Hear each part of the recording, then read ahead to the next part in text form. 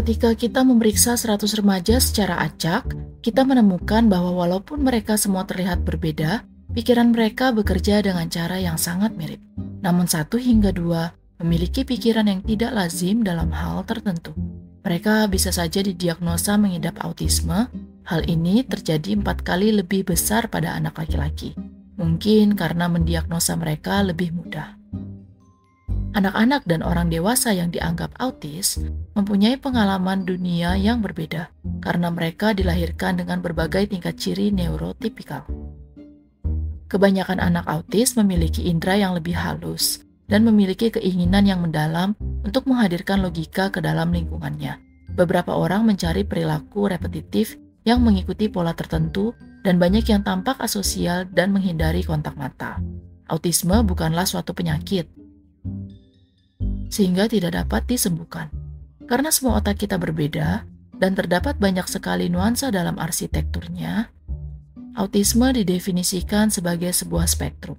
Di satu sisi, spektrumnya adalah autisme fungsi tinggi, yang juga dikenal sebagai sindrom Asperger. Anak-anak ini sangat cerdas dan memiliki kemampuan serta minat yang ekstrim pada bidang tertentu. Di tengah adalah mereka yang memiliki kecerdasan rata-rata dan memiliki masalah dalam mempelajari hal-hal baru di sekolah. Kelompok yang paling rentan adalah anak-anak dengan ketidakmampuan belajar, yang mungkin memerlukan dukungan dalam kehidupan sehari-hari. Timo, seorang anak muda, dapat membantu kita memahami bagaimana rasanya hidup dengan pikiran neurodivergent. Ibunya menyadari sejak awal bahwa putranya menghindari kontak mata, dan dia sering merasa kesal jika dia memeluknya. Dia tidak pernah membalas senyumannya, dan apabila mengajaknya bermain dengan teman-temannya, seringkali berakhir dengan kemarahan.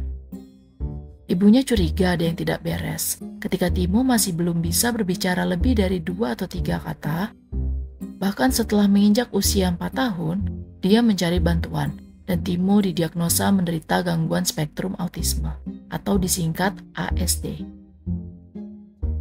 Timo memiliki persepsi yang tidak biasa. Saat membaca buku atau menonton film, otak Timo menangkap dan mengatur informasi secara berbeda. Sementara rekan-rekan neurotipikalnya mengkategorikan sesuatu dan membentuk skema, misalnya mereka mengidentifikasi segala sesuatu dengan 4 kaki yang menggonggong seperti anjing. Bagi Timo, setiap jenis anjing itu unik dan dikategorikan dalam benak Timo secara individual. Perhatiannya terhadap detail dan ketidakmampuannya menggeneralisasi membuat Timo lebih objektif dalam memandang dunia dan tidak terlalu rentan terhadap bias framing. Namun hal itu juga membuat segala macam pengalaman baru menjadi sangat kompleks. Itulah sebabnya dia suka mengikuti rutinitas harian yang kaku untuk membatasi masukan sensoriknya.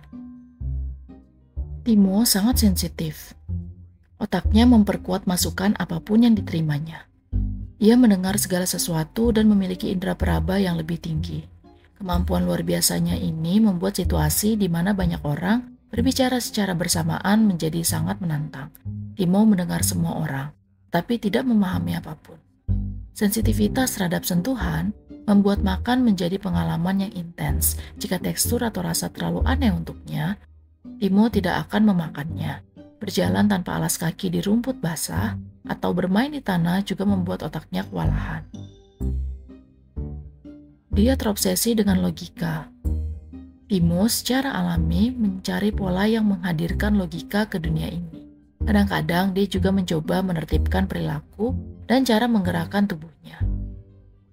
Ketika pola terstruktur Timo rusak, dia menjadi kesal.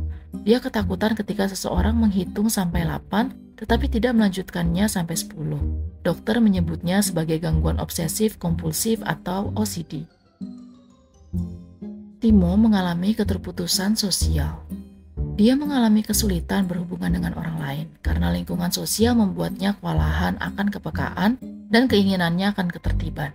Karena emosi manusia sangat kompleks dan tidak mengikuti pola yang dapat diprediksi, Timo seringkali salah membaca situasi dan membuat marah orang-orang di sekitarnya.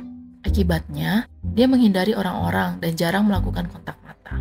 Hal ini tidak terlalu menjadi masalah baginya, karena sebagian besar hal yang dibicarakan orang lain tidak masuk akal, tidak relevan, dan membosankan. Selama 4 tahun, Ibunya merawatnya oleh seorang terapis yang akan menunjukkan gambar wajah untuk membantunya belajar mengidentifikasi perasaan. Ini berarti dia menjadi lebih baik dalam mengidentifikasi ekspresi wajah dan emosi yang terkait. Namun, secara pribadi, ia masih belum terlalu tertarik membaca wajah atau menjalin kontak sosial baru. Dia memiliki dua teman yang memiliki minat yang sama dan tidak bisa berharap lebih.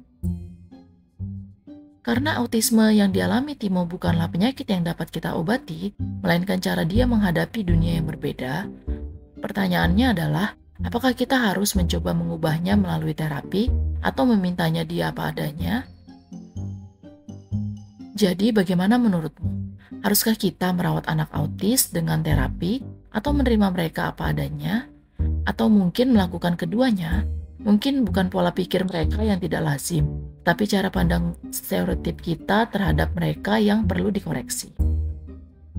Untuk melihat sekilas 3 dimensi tentang bagaimana seorang gadis autis mendapatkan pesta ulang tahun kejutannya sendiri, atau mendownload video ini tanpa musik latar, lihat deskripsi di bawah, atau kunjungi sproutschool.com.